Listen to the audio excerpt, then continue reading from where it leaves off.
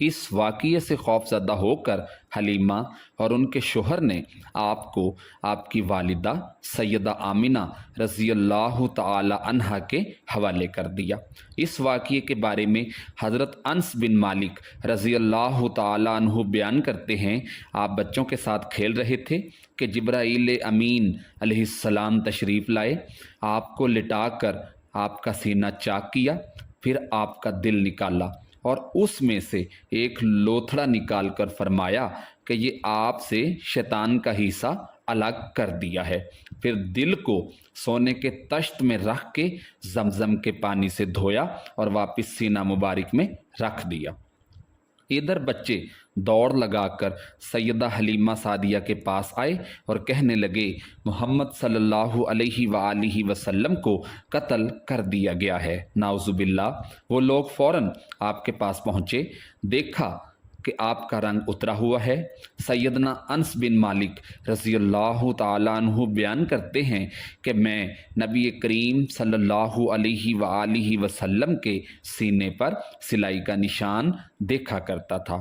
اس واقعے کے بعد آپ کو مکے پہنچا دیا گیا اور آپ نے اپنی ماں کے سایہ محبت میں اپنے خاندان کے اندر کوئی 2 برس گزارے، پھر والدہ، دادا اور ام ایمن کے ساتھ مدینہ منورہ کا سفر کیا، جہاں آپ کے والد کی قبر تھی اور دادا کا ننیال بھی تھا۔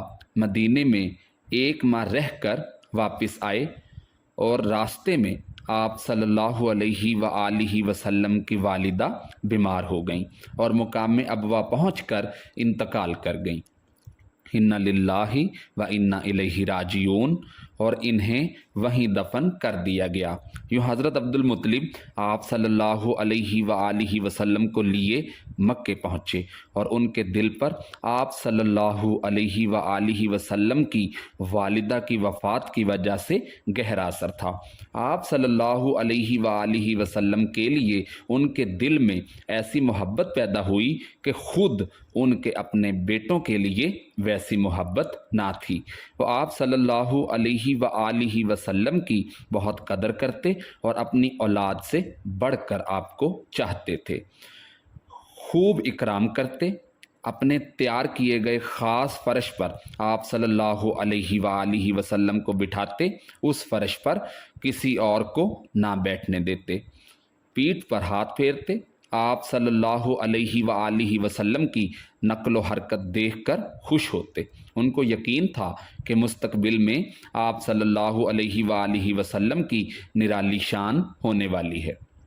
لیکن ابھی آپ صلی اللہ علیہ وآلہ وسلم کی عمر مبارک 8 برس اور 2 مہینے کی ہوئی تھی کہ حضرت عبد المطلب بھی انتقال کر گئے۔ دوستو، یوں دادا کے انتقال کے بعد آپ صلی اللہ علیہ وآلہ وسلم کے چچا ابو طالب نے آپ کی کفالت کا بیڑا اٹھایا۔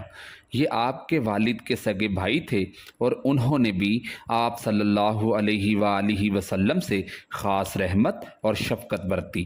وہ مالدار تو نہ تھے، لیکن آپ کی کفالت کے بعد اللہ تعالیٰ نے ان کے تھوڑے سے مال میں اس قدر برکت دی کہ ایک آدمی کا کھانا پورے کنبے کے لیے کافی ہوتا تھا۔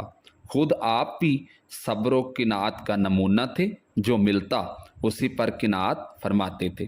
کہا جاتا ہے کہ جب آپ کی عمر 12 برس اور مزید 2 ماہ اور 10 دن ہوئی تو آپ کے چچا حضرت ابو طالب نے تجارت کے لیے ملک شام جانے کا ارادہ کیا۔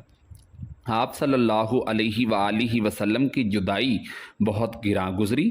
حضرت ابو طالب خود بھی متاثر ہوئے، لہٰذا آپ کو اپنے ساتھ لے لیا۔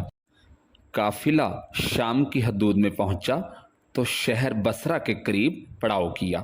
بحیرہ نامی عیسائیوں کا ایک راہب اپنے گرجے سے نکل کر آپ کے پاس آیا اور قافلے کے درمیان سے گزر کر نبی کریم صلی اللہ علیہ وآلہ وسلم کے پاس پہنچا۔ پھر آپ کا ہاتھ پکڑ کر بولا کہ یہ دنیا کے سردار ہیں، परवरदिगार आलम के रसूल हैं। अल्लाह ने इन्हें रहमत आलम बनाकर भेजा है। मैं इन्हें मोहर नबूवत से भी पहचानता हूँ। ये कंधे के नीचे नरम हड्डी के पास सेब की तरह है और हम इसका जिक्र अपनी किताबों में भी पढ़ते आए हैं। फिर उसने काफिले की दावत की और अबू तालिब से कहा कि इन्हें यहाँ से वापस भेज दें, मुल्क शाम ना ले जाएं, क्योंकि उन्हें यहूदियों से ख़तरा है। इस पर हज़रत अबू तालिब ने ग़ुलामों के हमरा आप सल्लल्लाहु अलैहि वसल्लम को मक्के भेज दिया। प्यारे दोस्तों, ये आप सल्लल्लाहु अलैहि वसल्लम के नबी होने की पेशगोई थी, जो कि बचपन ही में एक राहब ने आप सल्लल्लाहु अलैहि वसल्लम की निशानियां देखकर कर दी थी। सुभान अल्लाह। दोस्तों, कहा जाता है कि जब आप सल्लल्लाहु अलैहि वसल्लम की उम्र 15 बरस हुई तो जुल्कादा के महीने में उकाज के बाज़ार में एक लड़ाई हुई। उस लड़ाई में एक तरफ कुरैश के कबाइल थे और दूसरी तरफ कैस के कबाइल थे। दोनों में गुमसान की लड़ाई चल रही थी।